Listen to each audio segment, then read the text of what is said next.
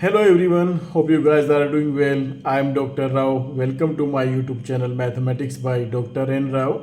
Today I am going to deal with eigenvalues and eigenvectors, which is an interesting topic of the matrices. Before going to the further study about the eigenvalues and eigenvector, I request each and everyone to subscribe my YouTube channel, like and share the videos among your friends and classmates, and press the bell icon to get the further notification. So guys, now we start the today session. So today I am going to deal eigenvalues and eigenvectors. बहुत interesting topic है और बहुत मज़ेदार होने वाला है. Before going to the live examples we have some working rule here. Okay, तो भैया वर्किंग रूल हमारे पास क्या है? पहला वर्किंग रूल है कि हम कैरेक्टरिस्टिक इक्वेशन फाइंड कर लेंगे आइगन वैल्यूज और आइगन वेक्टर निकालने के लिए. हालांकि हमें आइगन वेक्टर और आइगन वैल्यूज हमने निकालना सीखा है ना, पिछली दो वीडियो में. तो सबसे पहले आपने कैरेक्टरिस्टिक इक्वेशन निकाल लेना है, फिर उसके कैरेक्टरिस्टिक इक्वेशन के ना रूट निकाल लो, और उसी के जो कैरेक्टरिस्टिक इक्वेशन के जो रूट होते हैं ना, वही आपके कैरेक्टरिस्टिक रूट्स और आइगन वैल्यू कहलाती हैं, है ना. तो फिर आपने आइगन वैल्यू फाइंड कर ली, यानी कि इसके जो कैरेक्टरिस्टिक इक्वेशन फाइंड करा उसके रूट निकाल लिए दूसरे स्टेप में, वो आपकी आइगन वैल्यूज होगी. अब फाइंड द आइगन वेक्टर. अभी आपने आइगन वेक्टर फाइंड करना है. आइगन वेक्टर फाइंड करने के लिए आपने इसको सोल्व करना पड़ेगा. देखिए दोनों चीज़ें अलग है. ये डिटर्मिनेंट फॉर्म है, ये सिंबल आपका डिटर्मिनेंट फॉर्म है, ये आपका मैट्रिक्स सिंबल है ना. तो जो आपने आइगन वैल्यूज यहाँ पे निकाली, for example lambda 1, lambda 2, lambda 3 and dot dot, जो भी आइगन वैल्यूज आपने निकाली यहाँ पे, आप उसको बारी बारी से यहाँ पे रखते चले जाइए A minus lambda I into X में. ठीक है, यहाँ से आप इसमें रखते चले जाएंगे और आपको यहाँ से एक system of homogeneous system of linear equation बनना शुरू हो जाएगा. ठीक है, अब उसका जो नॉन जीरो सोल्यूशंस होगा वही आपका आइगन वेक्टर बनाएगा. ठीक है, और ये चीज़ ख्याल रखनी है आपको, जब आप आइगन वैल्यू निकाल चुके होंगे सेकंड स्टेप में, तो आइगन वेक्टर निकालने के लिए आपको इसको सोल्व करना है. ये आपका मैट्रिक्स रिप्रेजेंटेशन है A minus lambda I. Lambda I मतलब जो भी आइगन वैल्यू आप निकालेंगे आपने यहाँ पे रखना है उसको रखने के बाद जो आपके पास ये मैट्रिक्स ऑफ अननोन है कैपिटल एक्स, यहाँ से अननोन की वैल्यू निकालनी है. ये जो बनाएगा ना, ये एक system homogeneous system of linear equations बनाएगा. उस homogeneous system of linear equations के सॉल्यूशंस जो होंगे वही आइगन वेक्टर बनाएंगे आपके, है ना. और डिफरेंट डिफरेंट वैल्यूज़ के लिए डिफरेंट डिफरेंट आइगन वेक्टर्स होंगे, है ना. नाउ कम ऑन, कुछ नोट्स हैं यहाँ पे, वो आपको छोटे छोटे पॉइंट हैं वो आप याद रख सकते हैं. बेसिक साइंस वाले जो स्टूडेंट हैं उनको याद रख सकते हैं. ठीक है, और इंजीनियरिंग वाले थोड़ा उनको ज़रूरत भी नहीं होती, उनको सिर्फ फार्मूला बेस्ड और लाइव एप्लीकेशंस की ज़रूरत होती है. तो डेप्थ में इसका जो है हम एक अलग से भी डिस्कस करेंगे, क्योंकि हमें अरिथमेटिक मल्टीप्लिसिटी जिसको एम कहते हैं आइगन वैल्यूज़ की, ज्योमेट्रिक मल्टीप्लिसिटी जिसको जीएम कहते हैं, उसका एक डेप्थ लेक्चर हम करने वाले हैं अभी कुछ टाइम के बाद में. तो फिलहाल छोटे छोटे नोट यहाँ पे मैं बता रहा हूँ आपको कि आपके पास एन डिस्टिंक्ट आइगन वैल्यूज़ है ना, तो आपके उनके then we can get n independent eigen vectors, है ना. एन डिस्टिंक्ट आइगन वैल्यूज़ के लिए आपको एन इंडिपेंडेंट आइगन वेक्टर्स मिल जाएंगे. इंडिपेंडेंट डिस्टिंक्ट आइगन वैल्यूज़ के लिए डिस्टिंक्ट आपको एन इंडिपेंडेंट आइगन वेक्टर्स मिल जाएंगे. दूसरा पॉइंट क्या है नोट करने के लिए, दो और दो से ज़्यादा आइगन वैल्यूज अगर आपकी रिपीट करते हैं, है ना, तो ये ज़रूरी नहीं कि उनके आइगन वेक्टर भी रिपीट करें. बहुत छोटी सी बात है ना. If two or more eigen values are equal, it may or may not be possible to get linearly independent eigen vectors. जरूरी नहीं है कि उनके आइगन वेक्टर लीनियरली इंडिपेंडेंट हो corresponding to the repeated eigen value. They may be linearly dependent or may not. Okay, तो जरूरी नहीं कि वो भी डिपेंडेंट हो एक दूसरे के ऊपर, है ना. दो सेम आइगन वैल्यूज़ के लिए और दो से ज़्यादा सेम आइगन वैल्यूज़ के लिए आप लीनियरली डिपेंडेंट आइगन वेक्टर और इंडिपेंडेंट आइगन वेक्टर फाइंड कर सकते हैं. ये आपका बहुत इंपॉर्टेंट पॉइंट है. उसके बाद आप बात करते हैं यहाँ पे, अगर एक्स आई सोल्यूशन है, अगर एक्स आई क्या है आपका सोल्यूशन है किसका, लेमडा आई का. लेमडा आई क्या है, आइगन वैल्यू का सोल्यूशन आपने एक्स आई से बता दिया, है ना. तो सी एक्स आई भी उसका एक सोल्यूशन होगा, उस आइगन वैल्यू का सी एक्स आई भी एक सोल्यूशन होगा. इसका मतलब है कि एक आइगन वैल्यू के आप इनफाइनाइट नंबर ऑफ सोल्यूशन रख सकते हैं. सी क्या आर्बिट्रेरी कांस्टेंट है ना. इसका मतलब क्या है कि eigen vector corresponding to the eigen value is not unique. Eigen vectors जो होते हैं किसी आइगन वैल्यू के कोरिस्पोंड में यूनिक नहीं होते, इनफाइनाइट हो सकते हैं, एक से ज़्यादा होते हैं।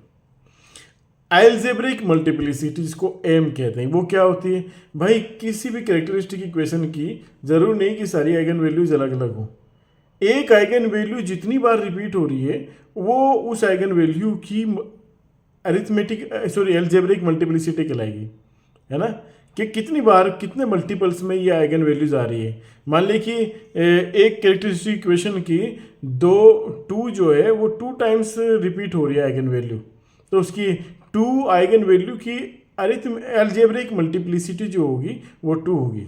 अब ज्योमेट्रिक मल्टीप्लिसिटी की बात करते हैं। Geometric multiplicity of an eigen value is the number of linearly independent eigen vector corresponding to eigen value. अभी देखो, जैसे कि मैंने कहा कि इसके ऊपर हम एक डेप्थ लेक्चर करने वाले हैं। फिलहाल इंजीनियरिंग के स्टूडेंट्स को इससे ज़्यादा इसकी डेप्थ में नहीं जाना है, उन्हें सीधा प्रॉब्लम चाहिए और उनके हिसाब से हम सीधा प्रॉब्लम पे चलते हैं। बेसिक साइंसेस वाले स्टूडेंट्स के लिए हम एक अलग लेक्चर अलग से करेंगे जिसमें अरिथमेटिक अलजेब्रिक मल्टीप्लिसिटी और ज्योमेट्रिक मल्टीप्लिसिटी हम डेप्थ में डिस्कस करने वाले हैं। तो आज हम बात करते हैं eigen values and their corresponding eigen vectors की। तो उसके लिए हम एक छोटा सा क्वेश्चन यहाँ पे लेके चलते हैं। 2x2 मैट्रिक्स हमने लिया है जिसके हमें आइगन वैल्यूज और आइगन वेक्टर्स फाइंड करना है। तो जैसे कि वर्किंग मेथोडोलॉजी हमने सबसे ऊपर पढ़ी है, सबसे पहले आपने कैरेक्टरिस्टिक इक्वेशन निकालना है, उसके बाद में आपने उसके कैरेक्टरिस्टिक रूट्स निकालना है, ठीक है, और फिर corresponding to each characteristic roots मतलब each eigen value you need to find the eigen vector. Okay, come on. अभी आपने क्या करना है, यहाँ पे गिवन मैट्रिक्स लिख लेना है। Now what about the given matrix? Given matrix, so given matrix capital A is equals to 1 3 1 and -1, it is your given matrix. Okay, what about characteristic equation? सबसे पहला स्टेप हमें कैरेक्टरिस्टिक इक्वेशन निकाल लेना है। बहुत आसान काम है, कुछ भी मुश्किल नहीं है। ओके, छोटे छोटे स्टेप है वो आपने करते चले जाना है। Lambda square S1 lambda minus S1 lambda plus S2 is equal to 0, है ना। और जैसे कि हमने पिछली कुछ वीडियोस में भी डिस्कस किया हुआ है कि S1 और S2 कैसे कैलकुलेट करेंगे। अगर आपको पिछली दोनों वीडियो देखनी है तो उनके लिंक्स आपको डिस्क्रिप्शन बॉक्स में मिल जाएंगे। S1 क्या होता है आपके पास? Sum of the diagonal elements. Obviously यहाँ पे डायगोनल एलिमेंट्स का जो सम है वो 0 होने वाला है, ठीक है। एंड देन प्लस S2 क्या हो जाएगा? डिटर्मिनेंट ऑफ दिस, है ना। अब इसका डिटर्मिनेंट क्या हो जाएगा आपके पास? 1 into -1 and -3 is equal to 0। So यहाँ पे क्या निकल जाएगी? लेमडा स्क्वायर, और ये हो जाएगा आपके पास 0, इसको हटा दें, और यहाँ पे हो जाएगा -4 इज इक्वल टू 0। तो इससे आपके पास लेमडा की 2 वैल्यू मिल जाएगी। ये A square minus B square का फॉर्मूला हो गया, राइट। और यहाँ पे आपको लेमडा की 2 वैल्यू मिल गई, 2 and -2। 2 आइगन वैल्यूज़ हैं, दोनों आइगन वैल्यूज़ की अलजेब्रिक मल्टीप्लिसिटी 1 1 है। ओके, अभी हम बात कर लेते हैं। यहाँ पे आइगन वैल्यूज़ आपकी निकल गई। अब आइगन वेक्टर क्या होगा? ठीक है, आइगन वेक्टर आपने कैलकुलेट करना है। आपने 2 स्टेप जो शुरू के हैं वो आपने बखूबी फॉलो कर लिए, है ना। अब आपने निकालना है eigen vectors. Eigen vectors corresponding to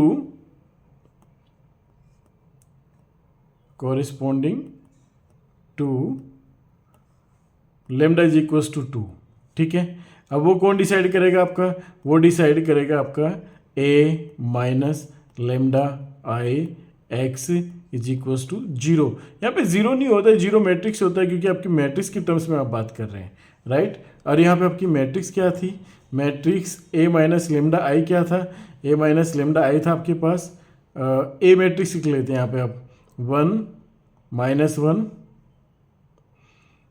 1 1 3 -1, so it is 1 1 3 -1, right. It is your A minus lambda आई का मतलब हो गया यहाँ पे लेमडा 0 0 लेमडा, ठीक है।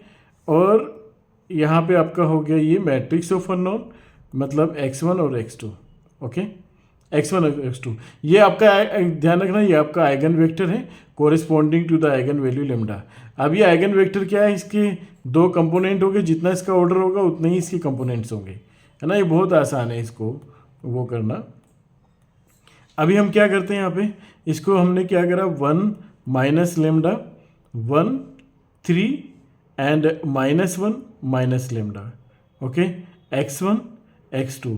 एक चीज़ ख्याल रखना हमेशा, ये जो बनाते हैं हम, ये एक homogeneous system of linear equations बनाते हैं यहाँ पे।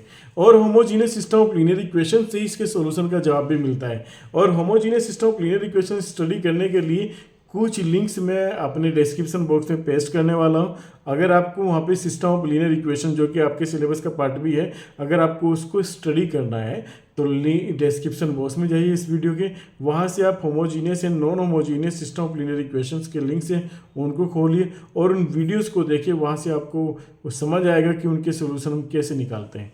ओके, उनके होमोजीनियस के केस में हमेशा सिस्टम कंसिस्टेंट होता है और उसके केस में जो सॉल्यूशंस होते हैं, या तो आपके पास ट्रिवियल सॉल्यूशन होता है जिसको आप जीरो सॉल्यूशन भी कहते हैं, या फिर नॉन ट्रिवियल सॉल्यूशन होता है। ठीक है, चलिए अभी लेमडा इक्वल्स टू हमारे पास क्या है, eigen value 2। Lambda is equals to 2 के कोरिस्पोंड में हम रखने वाले हैं, यहाँ पे लेमडा की जगह आप 2 रख दें तो यहाँ पे आपको मिलेगा -1। ये हो गया 1, ये हो गया 3, और यहाँ पे आपके लेमडा की वैल्यू आप क्या रखने वाले हैं, यहाँ पे लेमडा की वैल्यू रखने वाले हैं 2। सो ये हो गया आपके पास यहाँ पे -3, राइट, x1 और x2। अभी आप क्या करने वाले हैं, अभी हम करने वाले हैं कि ये इसको -3 से डिवाइड कर दें, तो आप इसे रीराइट करके ऐसे भी लिख सकते हैं, -1 1 and -1 and again 1। Okay, x1 और x2। तो ये आपके पास एक रिलेशन बन जाता है जिसमें कि आपके पास एक तरीके से क्या हो जाएगा, अगर आप इसके सॉल्यूशन की बात करें, क्योंकि homogeneous system of linear equation है, दोनों इक्वेशन सेम आ गए यहाँ पे, है ना, तो आप इसको ये कर सकते हैं कि -x2 प्लस ये आपका x1 है, -x1 plus x2 is equal to 0, है ना। और यहाँ से आप सिंपली क्या कर सकते हैं, x1 इज इक्वल टू आप x2 कर सकते हैं, है ना। दोनों के नीचे 1 1 आ गया, तो भाई यहाँ पे इसका बहुत आसानी से सॉल्यूशन आ गया। सेट ऑफ सॉल्यूशन क्या निकल गया यहाँ से, x1 और x2 इज इक्वल टू 1 और 1। ये आपके पास इसका आइगन वेक्टर निकल गया corresponding to the eigen value lambda is equal to 2। अभी आपने corresponding to the eigen value lambda equal to -2 आपने फिर क्या निकालना है, आइगन वेक्टर निकालना है। तो ठीक है, हमारे पास जो कैरेक्टरिस्टिक इक्वेशन जो बना है, एक बारी हम फिर से इसको रिकॉल कर लेते हैं यहाँ से।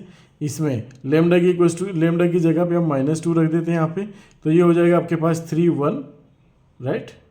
यहाँ पे हो गया आपके पास 3, यहाँ पे हो गया 1 और यहाँ पे 3 है, और यहाँ पे आपने लेमडा की जगह -2 रख दिया, तो लेमडा की प्लेस पे आपने -2 रख दिया, ठीक है। तो ये क्या बन जाएगा आपके पास, यहाँ पे लेमडा की, हाँ, ये आपके पास बन जाएगा +1। Okay, so you will get here this. So यहाँ से आपको मिलेगा x1 x2 is equal to what, 0 0। Okay, तो यहाँ से आपको क्या रिलेशन मिला, दोनों सेम इक्वेशन मिल गई। ठीक है, आप रैंक मेथड से ही बता सकते हैं कि इसके पास नॉन जीरो सॉल्यूशन अवेलेबल है, क्योंकि रैंक जो कोफिशिएंट मैट्रिक्स की आ गई homogeneous system of linear equation के कोफिशिएंट मैट्रिक्स की रैंक अगर उसके ऑर्डर से कम आ जाती है या नंबर ऑफ अननोन से कम आ जाती है, उसके पास नॉन जीरो सॉल्यूशन होते हैं, और आप कह सकते हैं कि नॉन ट्रिवियल सॉल्यूशंस होते हैं। ठीक है, अभी इसके पास जो सॉल्यूशन आएगा 3x1 plus x2 is equal to 0, ये डिसाइड करेगा। यहाँ से 3x1 is equal to -x2 आप कर सकते हैं, राइट। इसको आप ऐसे भी कर सकते हैं कि x1 is equal to x2, यहाँ पे -1 ले आए और यहाँ पे 3 ले आए। इसको आप ऐसे भी कर सकते हैं कि x1 और x2 जो आपका सॉल्यूशन सेट आ जाएगा वो -1 और 3 आ जाएगा। ठीक है, ये आपका आइगन वेक्टर आ गया corresponding the eigen value lambda equals to -2।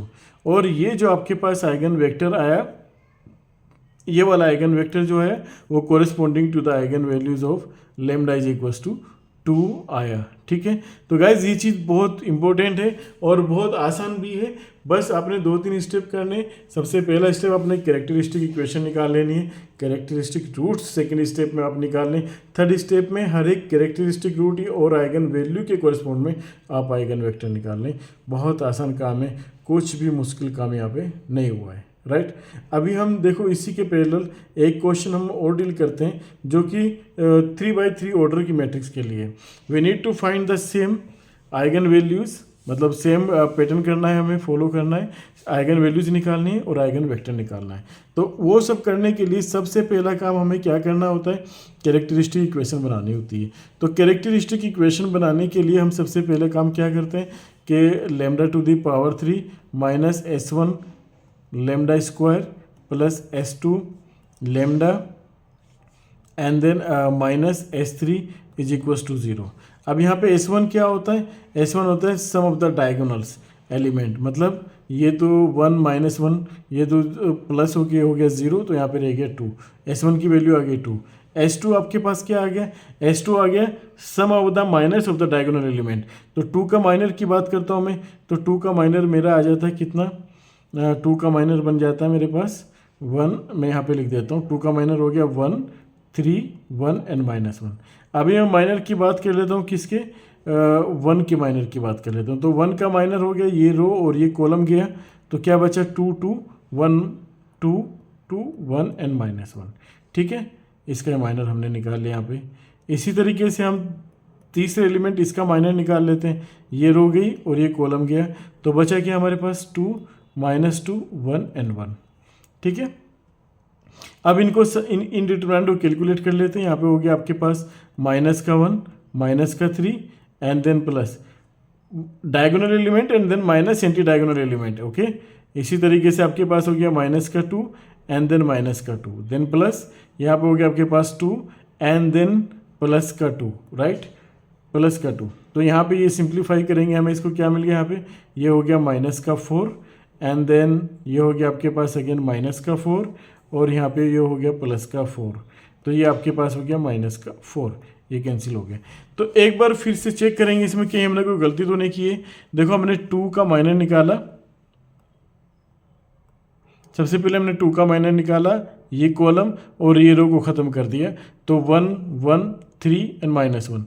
हमने इसको सोल्व किया -1 और -3। ठीक है, फिर से हमने क्या करा, यहाँ पे हमने माइनर निकाला डायगोनल एलिमेंट 1 का, ये रो गया और ये कॉलम गया, 2 2 1 -1 2 2 1 -1, तो ये हो गया -2 और -2। वेरी गुड, ये भी हमारा ठीक हो जाता है, यहाँ पे भी कोई इशू नहीं है। ठीक है, इसके बाद हमने -1 का लिया, 2 -2 1 1, ये भी हमारा ठीक हो जाता है 2 एंड देन +2। हमारे पास S2 की वैल्यू परफेक्ट निकल आई। अब हमें S3 निकालना है। S3 क्या होता है, एक्चुअली डिटर्मिनेंट होता है द गिवन मैट्रिक्स। तो हम पहले मैं एक मैट्रिक्स लिख देता हूँ 2 -2 2, ये यहाँ पे मैट्रिक्स लिख लेते हैं 2 -2 एंड 2, उसके बाद 1 1 1 1 1 हमने यहाँ पे लिख लिया 1 1 1। इसके बाद हमने क्या किया 1 3 -1 1 3 -1, और ये शुरू के 2 कॉलम हमने यहाँ पे रिपीट भी कर दी 2 1 1 एंड -2 1 एंड 3। ये आपका डिटरमिनेंट निकालने का एक डायरेक्ट तरीका भी है आपका, है ना। तो आपने क्या करा, डायगोनल के इन एलिमेंट की मल्टीप्लाई कर दी, डायगोनल के इन एलिमेंट की मल्टीप्लाई कर दी और डायगोनल के इन एलिमेंट की मल्टीप्लाई कर दी। तो यहाँ पे लिख लेते हैं, इसका मल्टीप्लाई आ गया -2, इसका मल्टीप्लाई आ गया फिर से -2, इसका मल्टीप्लाई आ गया +6, राइट, एंड देन माइनस। अभी हम एक एंटी डायगोनल से बनाते हैं, यहाँ पे एक एंटी डायगोनल से बन गया जिसके डायगोनल पे एलिमेंट्स का सम आ गया हमारे पास यहाँ पे 2। फिर से दूसरे एंटी डायगोनल के एलिमेंट का सम आ गया +6, राइट, और तीसरे एंटी डायगोनल्स के एलिमेंट का सम आ गया +2, राइट। अभी इसको सिंप्लीफाई कर लेते हैं। अभी हमारे पास ये हो गया -4 एंड +6, तो +2 आ गया। अंदर में हमारे पास क्या बचा, अंदर में बचा हमारे पास 10, राइट, -10, तो ये हो गया आपके पास -8। तो यहाँ पे S3 भी आ गया आपके पास। तो आपके पास जो कैरेक्टरिस्टिक इक्वेशन बनी λ⁴ माइनस S1 की वैल्यू देख लेते हैं। यहाँ पे S1 की वैल्यू होगी 2 λ², देन प्लस S2 आपके पास कितना आ गया, S2 -4, तो यहाँ पे हम माइनस ही कर लेते हैं, -4 lambda and then plus S3 ऐसे नहीं करेंगे आप, आपके हमारे पास यहाँ पे क्या था, S3 हमारे पास माइनस में था और माइनस S3 की वैल्यू हमारे पास माइनस आ गई, तो ये +8 हो जाएगा =0। अभी हमें क्या करना है, इसको सिंप्लीफाई करना है। ये कैरेक्टरिस्टिक इक्वेशन तो हमने निकाल ली, स्टेप नंबर 1 तो फॉलो कर लिया, इसकी आइगन वैल्यूज़ निकालनी है। आइगन वैल्यूज़ के लिए पहला रूट हम हिट एंड ट्राई कर लेते हैं। जैसे लेमडा = हमने 2 इसके अंदर रखा, लेमडा = 2 रखा, तो ये क्या हो गया 8 -8 और +8 =0। तो लेमडा -2 जो है इसकी एक आइगन, लेमडा =2 एक फैक्टर हो गया, और लेमडा -2 से इसको डिवाइड करने के बाद रिमाइंडर हमें 0 मिलना चाहिए। तो इसके 2 रूट भी हम निकाल लेते हैं यहाँ पे, है ना, 2 रूट भी हम निकाल लेते हैं।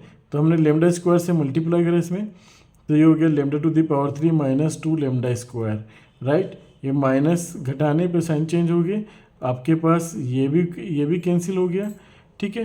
तो यहाँ पे आपके पास बचा -4 लेमडा और +8। यहाँ पे आपने क्या करा, -4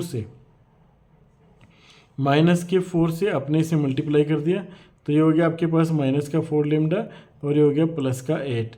तो यहाँ पे आपको क्या मिल जाता है इसमें, यहाँ पे आपको घटाने पर क्या हो जाएगा, ये भी कैंसिल हो गया, तो यहाँ पे ये 0 मिल गया।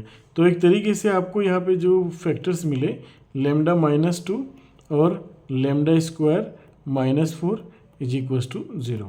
एक बारी हम अपनी कैलकुलेशन और चेक कर लेते हैं। कैलकुलेशन हमारी एकदम परफेक्ट है, तो यहाँ से हमें लेमडा की वैल्यू मिल जाएगी लेमडा -2, इसमें आप फैक्टर लगा देंगे lambda +2 and lambda +2 and lambda -2, ठीक है। तो यहाँ पे 2 वैल्यूज़ निकल गई आपके पास, -2 एंड 2 आपका रिपीट कर गया 2 टाइम्स। तो यहाँ पे 2 आइगन वैल्यू की एल्जेब्रिक मल्टीप्लिसिटी भी आप निकाल सकते हैं, 2 होगी। -2 की एल्जेब्रिक मल्टीप्लिसिटी यहाँ पे 1 हो गई, ठीक है। अभी हम निकालते हैं आइगन वेक्टर्स। अब हम तीसरा स्टेप कर लेते हैं, 2 स्टेप हम फॉलो कर चुके हैं। आइगन वेक्टर है ना, आइगन वेक्टर्स निकालेंगे किसके, केस नंबर 1 व्हेन लेमडा =-2। तो सबसे पहले हम यहाँ पे कैलकुलेट करते हैं अपना a माइनस लेमडा i और x =0, it is a zero matrix. तो a माइनस लेमडा i, तो यहाँ पे पहले मैं a माइनस लेमडा i का मतलब है मैं मैट्रिक्स लिख लेता हूँ। यहाँ पे a मैट्रिक्स मेरी क्या थी, a मैट्रिक्स मेरी थी यहाँ पे 2 माइनस लेमडा, है ना, ये हो गया आपके पास 2 minus lambda 2 and -2। I think पहली रो यही थी मेरे पास, लेट मी चेक। पहली रो क्या थी, 2 - 2 2, 2 - 2 2, फिर 1 2 -2 2 -2 एंड 2, फिर यहाँ पे 1 माइनस लेमडा एंड देन 1। अभी मेरा तीसरा रो क्या होता है, एक बार वो भी देख लेते हैं, 1 3 -1, सो इट इज़ 1 3 -1, राइट। और यहाँ पे मेरे पास कैपिटल X हो गया क्या, x1 x2 x3। ध्यान रखना ये जो कंपोनेंट होते हैं उतने ही होते हैं जितना आपका मैट्रिक्स का ऑर्डर गिवन होता है, और यहाँ पे बराबर में जो 0 होता था ना, इसलिए उसको जीरो मैट्रिक्स बोलते हैं। और ये हमेशा homogeneous system of linear equation बनाता है, इसमें इनकन्सिस्टेंसी कभी नहीं आती है, हमेशा इसके पास सॉल्यूशन होता है। या तो इसके पास जीरो सॉल्यूशन होगा या नॉन जीरो सॉल्यूशन होगा, ठीक है। वो डिसाइड करेगा इसका रैंक। अभी हम लेमडा =-2 लेके चल रहे हैं, तो लेमडा की ये हम एक काम करते हैं, लेमडा चले -2 ले ले, तो -2 लेके चलते हैं। यहाँ पे हमने लेमडा की जगह -2 रखा, तो ये 4 हो गया, -2 हो गया, 2 हो गया, 1 हो गया, और ये यहाँ पे हमारे पास क्या हो गया, ये 3 हो गया, ये 1 हो गया, ये 1 3, और लेमडा की वैल्यू हमने -2 रखी, तो ये फिर से 1 हो गया, राइट। और यहाँ पे हमें मिल गया x1 x2 x3, ठीक है। और यहाँ पे हमें नॉन जीरो सोल्यूशन मिलेगा, फर्स्ट क्लास इसका नॉन ट्रिवियल सोल्यूशन मिलेगा। क्यों, क्योंकि एक रो हमारी डिपेंडेंट है ना, इसकी 0 रो हमारे पास एक है, नलिटी इसमें एक होगी हमारे पास, ठीक है। तो यहाँ पे हमें फर्स्ट क्लास इसका क्या मिलने वाला है, नॉन जीरो सोल्यूशन मिलने वाला है। अभी हम क्या करेंगे, इसको देखो, इसको सोल्व करने का बहुत आसान तरीका बता रहा हूँ, ठीक है, आसानी से हम इसको डील कर सकते हैं। अभी आपने क्या करना है कि एक तो इसमें देखो डिपेंडेंट रो है, एक को तो आप भूल जाओ, उसको टच नहीं करना है। ये जो 3 रो ऊपर 2 रो ऊपर की बची हैं, है ना, इसको सिंप्लीफाई कर लो, बल्कि इनमें से जो कॉमन फैक्टर है वो भी निकाल दो। जैसे आपने निकाल दिया ऊपर वाले में से 2, तो 2 कॉमन ले लिया आपने, तो 2 1 और -2, यहाँ पे 3 नहीं सॉरी यहाँ पे 1 आ जाएगा, क्योंकि आपने 2 तो कॉमन ले लिया, यहाँ +1 और 1 आ जाएगा। ठीक है, ये काम कर लिया आपने। अब आपने करना क्या है, x1 x2 x3 को कैलकुलेट करना है। ठीक है, तो ये करने के बाद यहाँ पे तो आप लिखें x1, ठीक, और यहाँ पे लिखें आप x2, और आप करें क्या कि -1 और 3, और यहाँ पे 1 और 1, उसके बाद फिर आप जाएं इसके पास 2 और 1। ठीक है, फिर x3 के लिए आप क्या जाएं, आप वापस से इन दोनों को रिपीट कर दें। x3 के लिए आप क्या करें, जो पहले वाले आपका है, मैं फिर से बता रहा हूँ, देखो x1 x2 x3 लिखेंगे आप, है ना, बहुत आसान सा काम करना है इसमें, बिल्कुल दिमाग को शांत करके। x1 x2 x3 लिखा आपने, ये क्या है आपका बेसिकली, यहाँ से 2 कॉमन ले लो, आप हटाओ, इसको हटाओ, 2 कॉमन लेके 0 में पहुँचा दो यहाँ पे, तो ये हो गया 2, ये हो गया 1 और ये हो गया +1। ठीक है, अभी आपने क्या करना है, x1 के लिए -1 3 1 1, x2 के लिए आपने क्या करना है 2 1, ये शुरू में यहाँ पे लिए। ठीक है, फिर x3 के लिए क्या करना है आपने -1 और 3, यानी कि यहाँ से शुरू करना है, यहाँ से शुरू करना है, फिर साइकिल बनाते हुए आपने फिर यहाँ से ये दोनों को लिखना है लास्ट तक, है ना, यानी कि पहले जो रो कॉलम शुरू होता है वो लास्ट में आना है, बस इतना ध्यान रखना है। ठीक है, शुरू दूसरे कॉलम से करना है ना, फिर उसके बाद 1 1, फिर पहला कॉलम और फिर आपके दूसरा कॉलम। चलिए ठीक है, अब यहाँ से आपने x1 के नीचे क्या लिख लेना है, यहाँ पे इनका क्रॉस मल्टीप्लाई कर लो, ये हो गया -1, फिर माइनस साइन एंटी डायगोनल का मल्टीप्लाई कर लो, ये हो गया 3, फिर x2 के नीचे क्या आ जाएगा 1, ठीक है, डायगोनल की मल्टीप्लिकेशन 1 माइनस एंटी डायगोनल 2, फिर x3 के नीचे क्या आ जाएगा डायगोनल की multiplication 6, then minus anti diagonal की यहाँ पे क्या हो जाएगी +1। ठीक है, क्योंकि -1 यहाँ ऑलरेडी है, +1 हो जाएगा, तो इसको सिंप्लीफाई कर लेते हैं। x1 upon -4, x2 upon -1 and x3 upon 7। चलो इसको और सिंप्लीफाई कर लेते हैं, x1 upon 4, x2 upon 1 and x3 upon -7। यहाँ से आपका जो वेक्टर निकल के आ गया, आइगन वेक्टर जो निकल के आया x1 x2 x3, वो आपके पास बन गया क्या 4 1 एंड -7। ये आ गया भाई कौन सी आइगन वैल्यू के लिए, लेमडा इज इक्वल्स टू -2 के लिए। इसी तरीके से आप लेमडा इज इक्वल्स टू 2 के लिए निकाल सकते हैं। याद रखना लेमडा इक्वल्स टू 2 मेरी रिपीटेड आइगन वैल्यू है, तो मैं इसी के अंदर रख लेता हूँ यहाँ पे, तो मेरे पास ये क्या बन जाएगा, अगर मैं लेमडा की जगह 2 रख लेता हूँ यहाँ पे, ये हो गया 0 -2 एंड 2, यहाँ पे हो गया 1 -2 कितना हो गया, इसको मैं लिख लूँ यहाँ पे -1 देन 1 3, यहाँ पे 2 की जगह लेमडा की जगह मैंने लिख दिया 2, तो ये हो गया मेरा यहाँ पे -3, तो ये बन गया मेरे पास, है ना, x1 x2 x3 और बराबर में मेरा 0 मैट्रिक्स है ही। ठीक है, बराबर में 0 मैट्रिक्स है यहाँ पर। ओके, तो अभी मेरे पास अगर आप गौर से देखें क्या है, क्या ये इसमें एक इंडिपेंडेंट रो है, 100% एक इंडिपेंडेंट रो है। अगर देखो मैं इसमें से क्या करता हूँ कि मैं इसमें से इसको माइनस कर दूँ, R2 में से R3 को माइनस कर दूँ, तो यहाँ पे 0 बन जाएगा, यहाँ पे 4 बन जाएगा, इसे प्लस का 4 बन जाएगा और यहाँ पे माइनस का 2 बन जाएगा। ठीक है, और फिर मैं इसे माइनस से डिवाइड करूँ तो मेरा यही इक्वेशन यही मेरा बन जाएगा, यानी कि इन दोनों का डिफरेंस कुछ नहीं है, मेरा R1 के बराबर हो जाएगा। इसका मतलब इसमें से एक मेरा डिपेंडेंट रो है, तो मैंने एक रो को इसमें छोड़ देना है, फिर से वही काम करना है, मैंने x1 x2 x3 का वैल्यू निकालना है। ठीक है, x1 x2 x3, अब ये तो मेरा डिपेंडेंट रो, इसको छोड़ दो, इसके ऊपर बात ही नहीं करना है, ये 0 रो हो गया मेरा। अब मुझे इन दोनों रो के ऊपर बात करना है, तो मैं क्या करता हूँ x1 x2 x3 के लिए मैं -2 यानी कि 2 और 1, ये -2 और -1, फिर यहाँ पे 2 और 1, राइट। और एक काम कर सकते हैं इसको और सिंप्लीफाई कर सकते हैं इसको। पहली रो में -2 0 है तो -2 कॉमन ले सकते हैं आप उसे। -2 कॉमन लेके आप ये भी कर सकते हैं, इसको 1 और 1 बना सकते हैं। ठीक है, इसको 1 और 1 बना सकते हैं आसानी से। अभी यहाँ पे क्या बनेगा आपका, यहाँ पे हो गया आपके पास -1 1 और 1। ठीक है, उसके बाद 0 एंड 1 और -1 और -1। चलिए इसको सिंप्लीफाई कर लेते हैं। x1 के नीचे क्या आ जाएगा, -1 एंड देन +1। x2 के नीचे क्या आ जाएगा, 1 -0।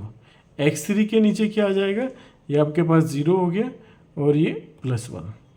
तो यहाँ पे क्या मिला आपको सिंप्लीफाई करने के बाद, x1 upon 0, x2 upon 1 and x3 upon again 1। तो आपके पास आइगन वेक्टर क्या मिला, x1 x2 और x3। ये आइगन वेक्टर आपको मिला 0 1 1। तो corresponding to the eigen value lambda is equals to 2, we have got the eigen vector as 0 1 1। So guys इस तरह से आप हर एक आइगन वैल्यू के कोरिस्पॉन्ड में आइगन वेक्टर निकाल सकते हैं। मैंने 2x2 मैट्रिक्स भी डिस्कस किया है, 3x3 मैट्रिक्स की आइगन वैल्यूज और आइगन वेक्टर कैसे कैलकुलेट करेंगे वो भी डिस्कस किया है। I hope you have enjoyed this session और मैं उम्मीद करता हूँ कि आप लोग ऐसे कनेक्टेड रहेंगे। So guys thanks for watching the videos, see you in the next video lecture with some interesting content. Thank you very much.